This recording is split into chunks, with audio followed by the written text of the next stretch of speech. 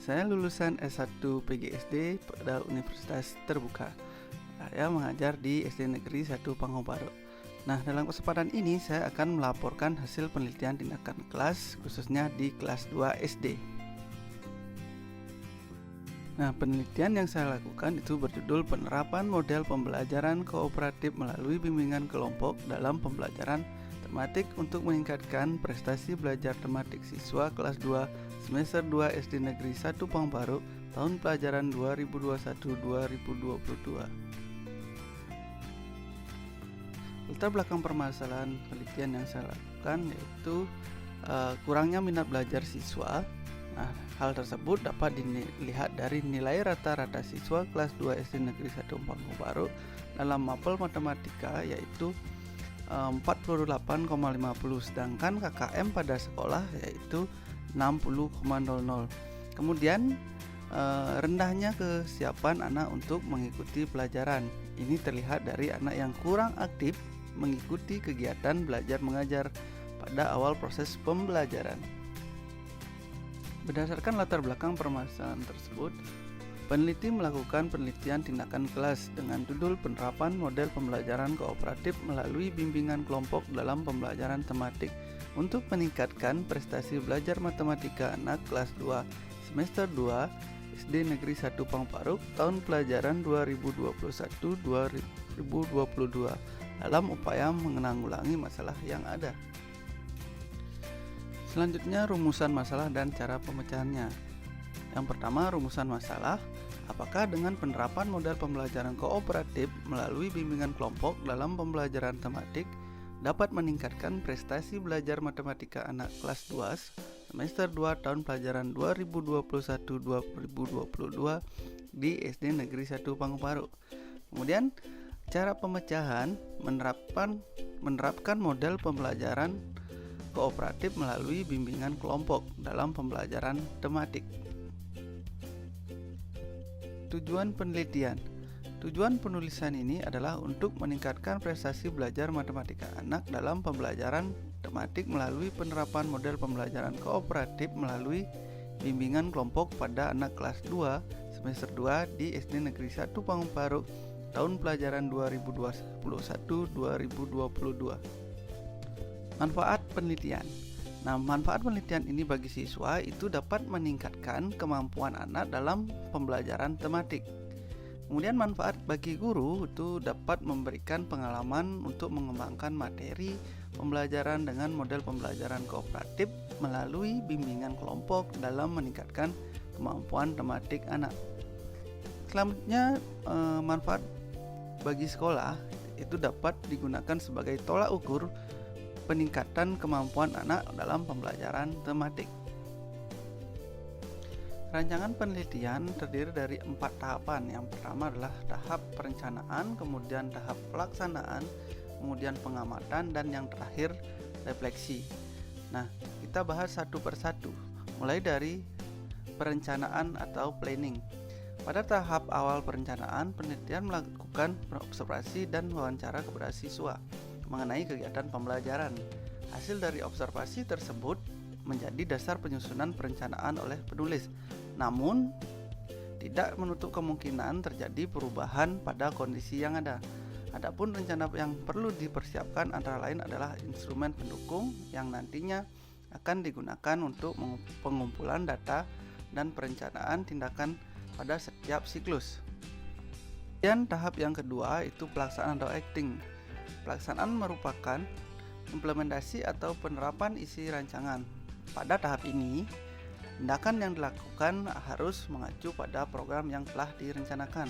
Nah, siklus pertama merupakan awal dari tindakan di mana pada siklus ini menjadi patokan siklus berikutnya. Nah, apakah masih terdapat kekurangan pada siklus pertama atau tidak? Hal ini akan menjadi bahan evaluasi agar terjadi perbaikan pada siklus berikutnya. Kemudian yang ketiga yaitu pengamatan atau observing. Kegiatan pengamatan berfungsi untuk mendokumentasikan terkait dengan tindakan yang telah dilakukan. Pada tahap ini sebenarnya tidak dapat dipisahkan dengan pelaksanaan, karena pengamatan yang dilakukan saat tindakan sedang berjalan.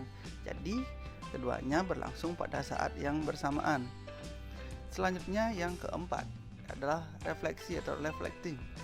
Pada tahap ini dimaksudkan untuk mengkaji secara menyeluruh tindakan yang telah dilakukan. Berdasarkan data yang telah berkumpul, kemudian dilakukan evaluasi guna menyempurnakan tindakan berikutnya. Nah, jika masih terdapat masalah, maka dilakukan proses pengkajian ulang dalam sebuah refleksi. Hasil yang telah diperoleh akan dianalisis, selanjutnya dilakukan refleksi apakah langkah-langkah yang telah dilakukan dapat meningkatkan motivasi belajar siswa.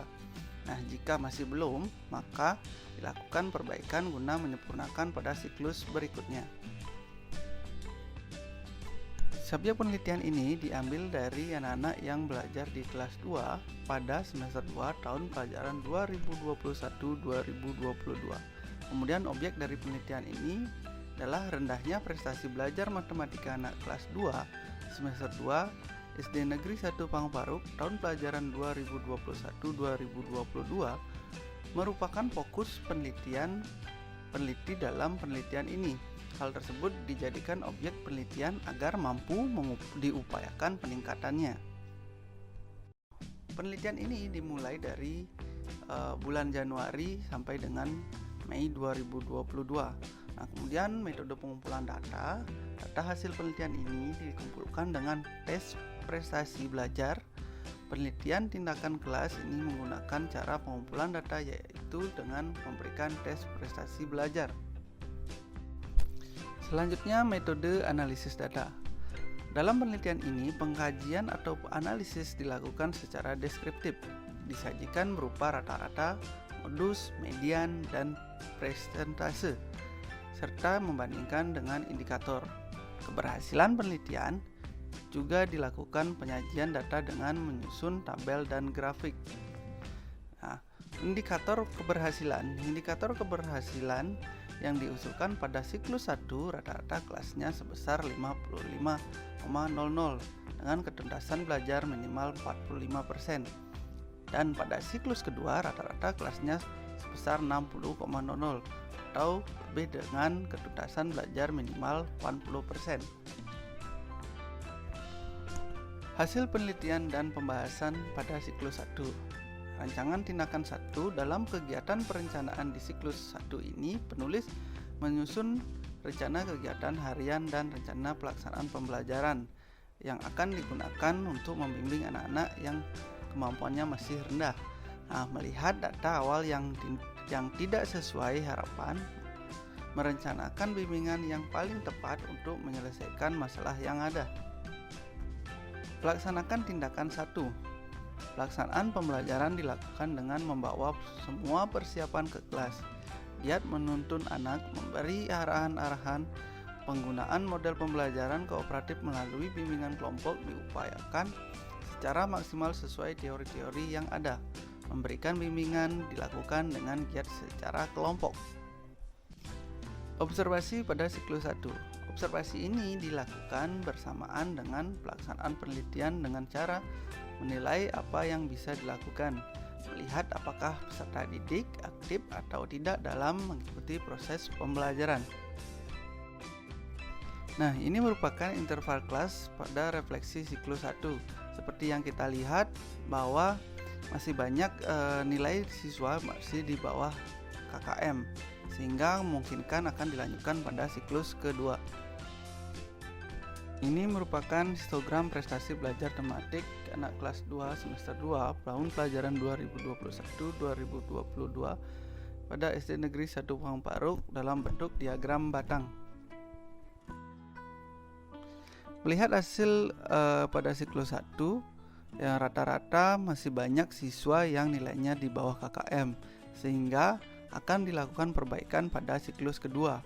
Nah, kekurangan atau kelemahan pada siklus 1 dijadikan dasar untuk membuat perencanaan siklus kedua untuk lebih matang lagi.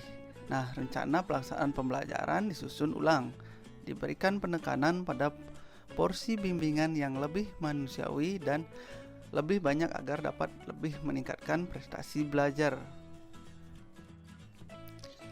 pelaksanaan tindakan siklus kedua, secara umum prosedur pelaksanaan tindakan siklus 2 ini sama dengan prosedur siklus 1. Perbedaannya dalam siklus ini, keterlibatan peneliti pada kegiatan pembelajaran di kelas lebih ditingkatkan. Observasi pada siklus kedua, pengamatan atau observasi yang dilakukan mengacu pada kriteria penilaian yang telah disampaikan. Hasil tersebut menunjukkan sejauh mana peningkatan prestasi belajar peserta didik setelah diberikan tes prestasi belajar. Observasi pada siklus kedua, pengamatan atau observasi yang dilakukan mengacu pada kriteria penilaian yang telah disampaikan. Hasil tersebut menunjukkan sejauh mana peningkatan prestasi belajar peserta didik setelah diberikan tes prestasi belajar. Nah, ini merupakan refleksi siklus kedua. Nilai rata-rata siswa itu sudah sebagian besar mencapai KKM, sehingga dapat dikatakan bahwa pada siklus kedua ini sudah mengalami peningkatan. Selanjutnya kita bahas mengenai ketuntasan belajar anak dan kemampuan guru dalam mengelola pembelajaran. Nah, ketuntasan belajar anak dilihat dari hasil penelitian menunjukkan bahwa penerapan model pembelajaran kooperatif melalui bimbingan kelompok memiliki dampak positif dalam meningkatkan aktivitas belajar anak. Hal ini dapat dilihat dari semakin mantapnya pemahaman anak terhadap materi yang disampaikan guru, atau ketuntasan belajar meningkat dari awal siklus 1 dan siklus 2, yaitu 20%, 40% hingga 90%. Nah, pada siklus kedua, ketuntasan belajar anak secara klasikal telah tercapai. Kemudian kemampuan guru dalam pengelolaan pembelajaran. Berdasarkan analisis data, diperoleh aktivitas belajar anak dalam proses pembelajaran melalui model pembelajaran kooperatif melalui bimbingan kelompok dalam setiap siklus mengalami peningkatan. Hal ini tampak pada peningkatan hasil yang diperoleh dari 10 anak yang hadir pada penelitian ini. Terjadi kenaikan nilai rata-rata, yaitu awal 48,50 menjadi 52,00 pada siklus 1 dan 64,50 pada siklus kedua. Nah, dari uraian tadi dapat kita simpulkan bahwa tindakan perbaikan terhadap prestasi belajar yang diperoleh anak telah menemukan efek yang menggembirakan dan mampu meningkatkan secara maksimal kemampuan prestasi belajar anak. Pada faktanya dapat dijelaskan adalah yang pertama, dari awal ada 8 anak mendapatkan nilai di bawah KKM, dan pada siklus 1 menurun menjadi 6 anak, dan siklus kedua hanya 1 anak mendapat nilai di bawah KKM. Kemudian yang kedua, nilai rata-rata awal 48,50 menjadi 52,00 pada siklus 1, dan pada siklus kedua naik menjadi 64,50.